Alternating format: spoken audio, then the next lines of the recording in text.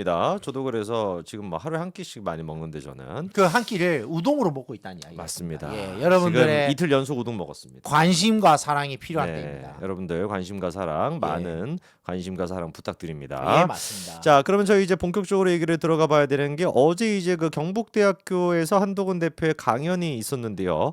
어마어마한 이제 그 인파가 몰렸고요. 그리고 이제 어제 그 약간 좀 어그로 끄는 좀 이상한 사람들이 있기는 있었습니다만 언론들은 또 이제 그런 것들을 많이 주목을 시키지만 음. 실제로 한동훈 대표가 강연이 끝나고 난 다음에 대학생들이 어마무시하게 줄을 서가지고 한동훈 대표한테 사인을 또 받고 그리고 또 질의응답 같은 경우도 굉장히 적극적으로 하는 모습이 보였습니다. 이 부분에 대해 가지고 이제 그 언론들은 이렇게 기사를 쓰네요.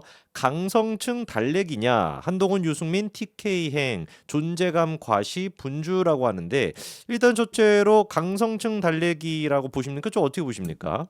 근데 저는 뭐 강성층 달래기의 목적은 아닌 것처럼 보여요. 왜냐하면 강성층 달래기가 아니라 네. 누구라도 대권 주자가 조기 대선이 이루어진다면 당연히 출마를 해서 대선 주자로 뛰려고 하는 의사가 이미 오픈돼 있는 사람 입장에서는 그렇죠. 그것도 지금의 여당 쪽이라면 시작을 대구나 그런 어떤 보수의 심장 속에서 먼저 시작하는 게 맞잖아요. 당연하죠. 그러니까 그 행보의 일환이지. 그 강성층이 나를 미워하니까 강성층 달래러 간다. 그거는 아닌 것 같습니다. 그거는 어쨌든 정치적 의사 표명은 각 지역마다 있을 수는 있는 것이고. 그렇죠. 어떻게 보면 한동훈의 그 지지 세력이라고 할까요? 네. 지지 세력을 대구에서 확인하고 싶다라는 의도가 더 강했을 수도 있어요. 네. 달래러 간 게 아니라. 그렇죠. 왜냐하면 보세요. 자기 본인의 지지층이 있다라는 것을 대구에서 확인하고 플러스 알파로 한 가지 더가 존재해요. 한 가지 더.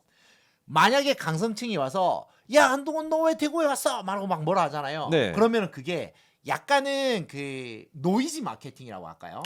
좀 그런 이슈들과 뉴스들이 어쨌든 기사들은 그런 쪽이 나오거든요. 그러니까요. 그러다 보니까 이 두 마리 토끼를 다 가지고 가니까 네.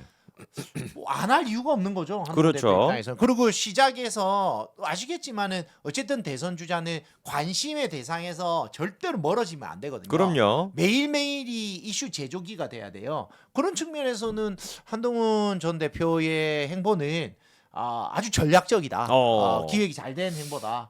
저는 그렇게 생각합니다. 저는 개인적으로 그 극성 지지층이 한동훈 대표한테 저렇게 뭔가 공격을 하면 할수록 오히려 한동훈 대표한테 나쁠 게 없다라는 생각이 있습니다. 왜냐하면 네. 항상 그 한동훈 대표가 지나왔던 그 과정을 한번 우리가 돌이켜 봅시다. 누군가가 물어뜯을 때 한동훈 대표가 커요. 그렇죠. 그렇죠. 처음에 민주당이 물어뜯다가 커졌죠. 그렇죠. 그다음에 당에서 물어뜯다 또 커졌어요. 그리고 당대표까지 시원하게 그냥 일사천리를 해버렸지 않습니까? 그렇죠. 그게 다 물어뜯었기 때문에 가능한 거예요. 물어뜯어주는 사람이 있다라는 것은 그 사람의 존재감을 항상 국민들께 보여줄 수 있는 정말 돈 안 들이고 할 수 있는 최고의 홍보다. 저 좀 물어뜯어주세요. 물어뜯어주세요. 저 좀.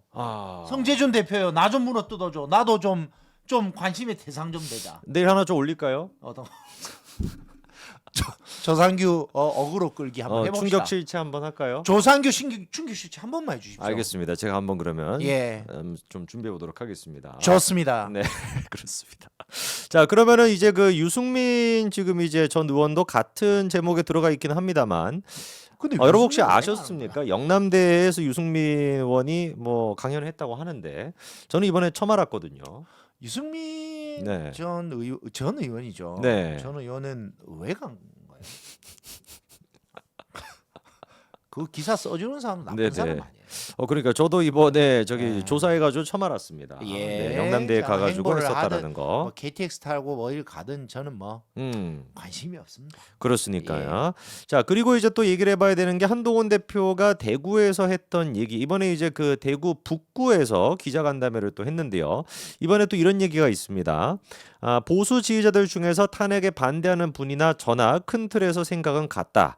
애국심은 공통적이라고 생각한다라고 하면서 근데 또 12.3 비상계엄에 대해 가지고 많은 국민들이 상처받고 힘들어하신 거에 대해서는 그때도 죄송하다고 생각했고 지금도 같은 마음이다. 그러나 다시 돌아가도 계엄은 막았을 것 같다라고 하는데 오늘 딱 저희가 갖고 있는 생각이 이런 생각 아니겠습니까? 맞습니다. 네. 이게 참 한동훈 대표도 입장이 난처할 거예요. 그러니까 음. 왜냐하면 여러분들도 아시다시피 외연 확장을 해내려면 이 계엄에 대한 생각을 긍정적으로 가져가서는 안 돼요. 사실은 그렇죠. 그렇죠. 그러니까 계엄 자체가 잘못된 거를 전 국민이 다 알거든요. 음. 계엄을 옹호해서는 안 돼요. 그러니까 지금의 여당이 수세에 몰리는 것 자체는 상당히 우리한테 힘든 이제 시간이고 힘든 사건이긴 한데 계엄 자체를 옹호했다가는 사실 이렇게 되면 뭐 홍준표랑 다를 게 뭐가 있어요? 그렇죠. 살아날 길이 없습니다. 없어요. 음. 그럼 외연 확장 다 죽는 거거든요. 네. 그렇다면 계엄 자체의 잘못된 부분에 대해서 지적하는 거는 대권 주자로서 외연 확장을 해야만 하는 숙명을 갖고 있는 사람 입장에서는 어쩔 수 없어요. 그렇죠. 대신 어쨌든 이제 보수의 강성 지지자들이라든지 보수 지지층들을 끌어안기 위해서는 네. 이 정도 이야기는 당연히 할 수밖에 없어요. 어. 그러니까 만약에 제가 나가서 보좌관이라고 할게요. 네. 보좌관으로서 저에 대한 그 스탠스라고 할까요? 아주 그 예민한 스탠스를 잡아준다 해도 저 정도 이상은 잡아줄 수가 없어요. 그렇잖아요. 그렇죠. 더 이상 어떻게 해줄 거예요? 그렇죠. 이미 그때 당시 사건은 그렇게 이렇게 벌어졌고 한동훈 대표의 스탠스는 누가 봐도 분명했고 그러면 거기에 대해서 지금 현재 해결해야 될 부분은 중도층은 당연히 비난하지 않겠죠. 하지만 그 강성 지지층이라든지 이제 보수의 어떤 그런 뭐랄까요 좀 계엄을 옹호하는 사람들 네. 아니면 탄핵을 반대하는 사람들을 마음을 어떻게 이제 좀 달래줄 거냐.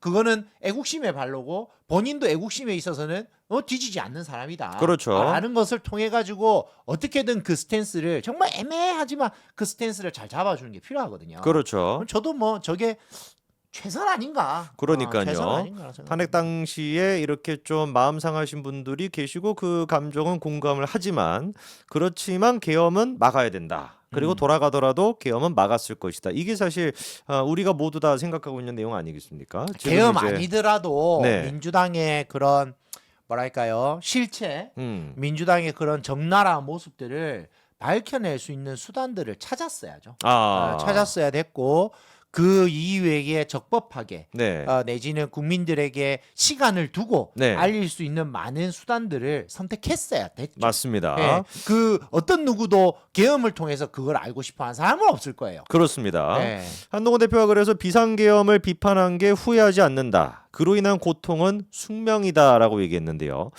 지금 이제 여권에 어떻게 보면은 대권 후보 4명 가운데 비상계엄에 대해 가지고 가장 적극적으로 선을 긋고 있는 사람은 한동훈 대표밖에 없습니다. 그로 인해 발생하는 고통을 숙명이라고 생각하지 않고 피해간 사람이 아무래도 좀 오세훈 시장 쪽이겠고 아예 그냥 그거를 고통이라고 생각도 안 한 사람이 이제 그 홍준표나 아니면 김문수 장관이 되겠죠. 자, 그래서 한동훈 대표만이 이 계엄에 대해 가지고 비판의 목소리를 내고 있고 그거로부터 발생하는 고통은 숙명이다. 받아들일 수밖에 없다라고 지금 얘기하고 있다고 한번 정리해 보도록 하겠습니다.